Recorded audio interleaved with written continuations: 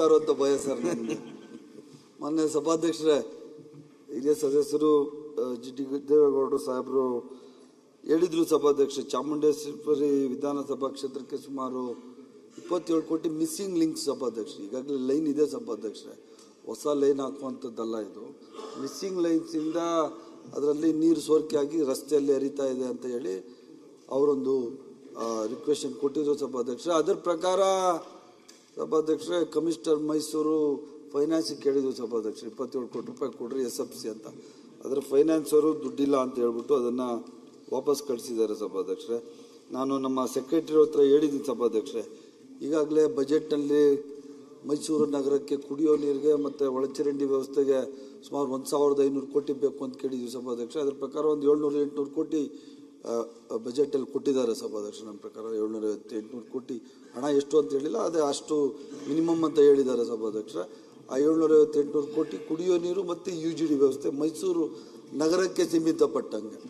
ಅದರಿಂದ G T ದೇವೇಗೌಡರು ಹೇಳಿರೋ ಅಂಥದ್ದು ಒಂದು 27 ಕೋಟಿ ರೂಪಾಯಿಗಳನ್ನು ಯಾಗಾದರೂ ಹೊಂದಿಸಿ ಸಭಾಧ್ಯಕ್ಷ ಈ ಸಮಸ್ಯೆಗೆ ಪರಿಹಾರ ಮಾಡಲಿಕ್ಕೆ ನಾನು ಪ್ರಾಮಾಣಿಕವಾದ ಪ್ರಯತ್ನ ಪಡ್ತೀನಿ.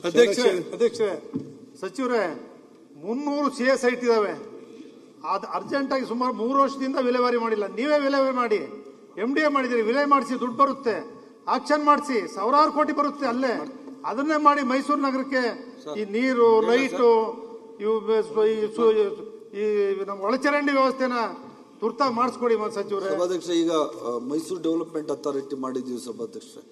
ಅದರಲ್ಲಿ ದುಡ್ಡಿದೆ, ಒಂದು 200 ಕೋಟಿ ಇದೆ, 300 ಕೋಟಿ ಮೊನ್ನೆ ವೈಟ್ ಟಾಪಿಂಗ್ ರಸ್ತೆ ಕೊಟ್ಟಿದ್ದೀವಿ ಸಭಾಧ್ಯಕ್ಷ. ಮೂಡಾಯಿಂದನೇ MDA ಇಂದ ಕೊಟ್ಟಿದ್ದೀವಿ. ಈಗ ಹೊಸ ಸೈಟ್ಗಳು ಮಾನ್ಯ ಸದಸ್ಯರು ಹೇಳ್ದಂಗೆ ಸಭಾಧ್ಯಕ್ಷ ಒಂದು 4-5 ಸಾವಿರ ಕೋಟಿ ರೂಪಾಯಿಗಳು ಬೆಲೆ ಬಾಳುವಂಥದ್ದು ಸೈಟ್ಸ್ ಇದೆ. ಈಗಾಗಲೇ ಅಡ್ವರ್ಟೈಸ್ ಆಗ್ತಾ ಇದೀವಿ ಸಭಾಧ್ಯಕ್ಷ. ಅದು ಮಾಡಿ ಹಣ ಬಂದಾಗ ಅದನ್ನ ನಾವು ಬೇರೆ ಕಡೆ ಉಪಯೋಗಿಸಂಗಿಲ್ಲ ಸಭಾಧ್ಯಕ್ಷ, ಮೈಸೂರಿಗೇನೆ ಉಪಯೋಗಿಸ್ಬೇಕು. ಅದರಿಂದ ಎಲ್ಲೆಲ್ಲಿ ಹೊಸ ಲೇಔಟ್ಗಳಿದ್ದಾವೆ ಅವನ್ನೆಲ್ಲ ಗುರುತಿಸಿ ಅವ್ರಿಗೆ ಏನು ಬೇಸಿಕ್ ಕಮ್ಯುನಿಟೀಸ್ ಕೊಡ್ಲಿಕ್ಕೆ ನಾನು ಮಾಡ್ತೀನಿ ಸಭಾ. ಹಂಗೆ ಹ್ಯಾಂಡ್ ಓವರ್ ಮಾಡ್ಬಿಟ್ಟಿದ್ದೀರಿ, ಡೆವಲಪ್ ಮಾಡದೆ ಹ್ಯಾಂಡ್ ಓವರ್ ಮಾಡ್ಬಿಟ್ಟವ್ರೆ 1,000 ಲೇಔಟ್ ಮಾಡ್ತೀವಿ ಸರ್.